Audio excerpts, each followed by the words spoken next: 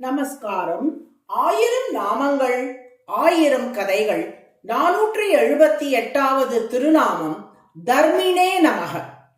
சீதையோடும் லக்ஷ்மணனோடும் வனவாசம் புறப்பட்டு சென்ற ராமன் வனவாசத்தின் 2ஆம் நாள் இரவு வத்ச தேசத்தில் உள்ள ஒரு மரத்தடியில் தங்கினார்கள். அங்கே சயனித்தபடி தன் தாயான கௌசல்யாவை நினைத்து வருந்தி அழுதான் ராமன். அதை கண்ட லக்ஷ்மணன், அண்ணா, நீங்கள் அன்னை கௌசல்யாவின் பேச்சை கேட்டு நாட்டிலேயே இருந்திருக்கலாமே என்று கேட்டான்.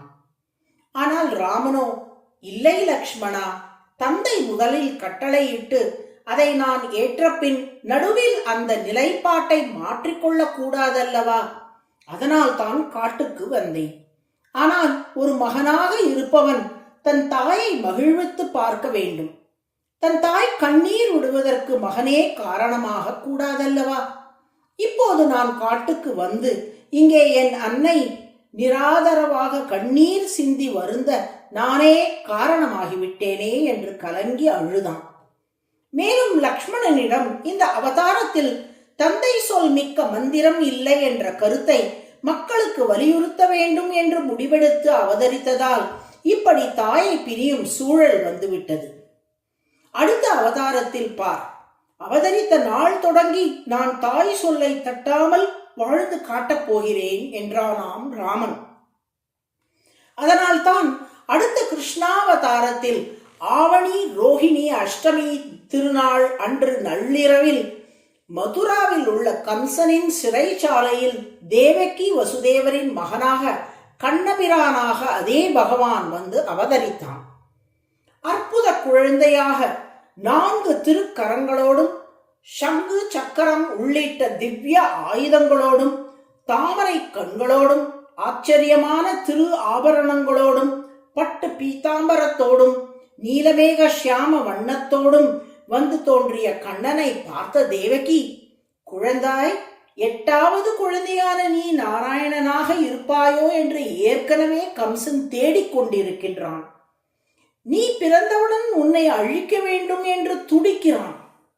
இந்த நிலையில் நீயே உன்னை அடையாளம் காட்டிக் கொடுப்பது போல் இப்படி திருமாலுக்குரிய அடையாளங்களோடு வந்து தோன்றிவிட்டாயே. கம்சன் இதை பார்த்து நீ திருமால் என்று அடையாளம் கண்டு கொண்டு விட்டால் என்ன செய்வது என்று அஞ்சி நடுங்கினான். மேலும், குழந்தாய், தயவு செய்து உனது கூடுதலான 2 திருக்கரங்களையும் சங்கு சக்கரங்களையும் மறைத்துக் கொண்டு சாதாரண மனித குழந்தையாக நீ மாற வேண்டும் என்று வேண்டினாள் தேவகி. உபசம்ஹர விஸ்வாத்மன் அதோரூபம் அலௌகிகம் சங்க சக்கர கதா பத்ம ஸ்ரீயாயுஷ்டம் சதுர்புஜம் என்று ஸ்ரீமத் பாகவத புராணத்தில் ஸ்லோகம் வருகிறது. இவ்வாறு தேவகி சொன்னவாறே கண்ணன் சிரித்துக்கொண்டே, அம்மா, இந்த அவதாரத்தில் தாய் சொல்லை தட்டக்கூடாது என்பதே என் சங்கல்பம். இப்போது பாருங்கள் என்று அடுத்த நொடியே 2 கைகளை கொண்ட சாதாரண குழந்தையின் வடிவத்துக்கு மாறிவிட்டானாம். அது மட்டுமில்லை, தனது 11வது வயதில் கம்சனை அழித்தான் கண்ணன். அழித்தவுடன் மறைத்து வைத்திருந்த 2 கைகளையும் சங்கு சக்கரங்களையும் வெளியே கொண்டு வந்து அதன் பின் அவதாரம் முழுவதும் 4 கைகளோடும் சங்கு சக்கரத்தோடுமே எழுந்தருளி இருந்தான்.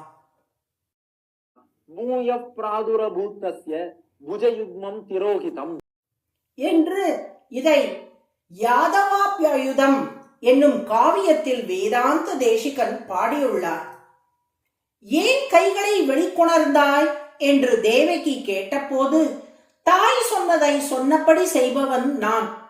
கம்சன் மீதுள்ள பயத்தால் கைகளை மறைத்துக்கொள் என்று நீங்கள் கட்டளை இட்டிருந்தீர்கள்.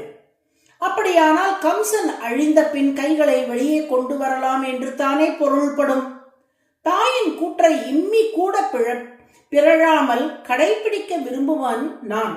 எனவே இப்போது கம்சனை அழித்து விட்டதால் இனி 4 கைகளோடும் சங்கு சக்கரங்களோடுமே இருப்பேன் என்றானாம் கண்ணன். ஆக கண்ணன் 4 கைகளை 2 கைகளாக ஆக்கிக் கொண்ட லீலைக்கும் மீண்டும் 2 கைகளை 4 கைகளாக ஆக்கிக் கொண்ட லீலைக்கும் எது காரணம் என்றால், தாய் சொல்லை மீறக்கூடாது என்ற தர்மமே காரணம்.